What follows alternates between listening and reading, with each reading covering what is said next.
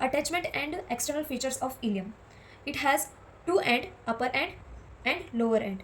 It has three border, anterior border, posterior border and medial border. Have three surface, iliac surface or iliac fossa, sacropelvic surface and gluteal surface. On the anterior side there is an anterior superior iliac spine, and on the lower side there is a anterior inferior iliac spine. In the posterior there is posterior superior iliac spine. the posterior inferior iliac spine.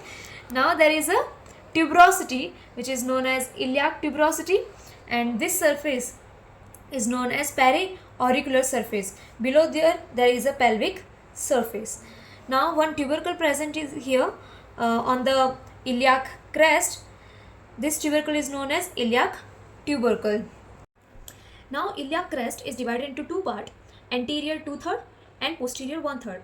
Anterior 2/3 have three lips, outer lip, intermediate lip and inner lip, and dorsal segment is divided into two parts, lateral surface and medial surface.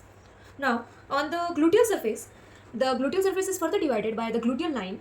On the posterior side there is a posterior gluteal line which runs and exit in the greater sciatic notch.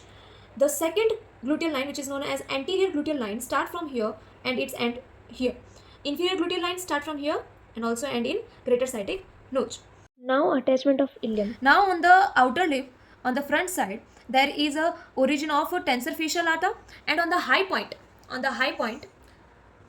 behind the high point, there is a origin of latissimus dorsi and insertion of external oblique muscles. Now three muscles are origin and one insertion in the outer lip. Now intermediate lip have origin of internal oblique muscle, and inner lip have transverse abdominis origin and quadratus lumborum origin.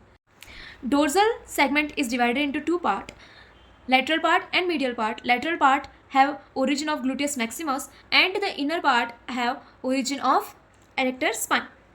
Now the gluteal surface is divided by three gluteal line which we have discussed.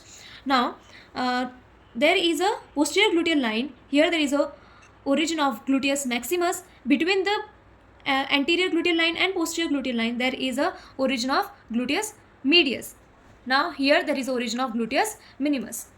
Here on the on the acetabulum, above the acetabulum there is a origin of reflected head of rectus femoris. Now on the iliac fossa there is a origin of iliacus muscle.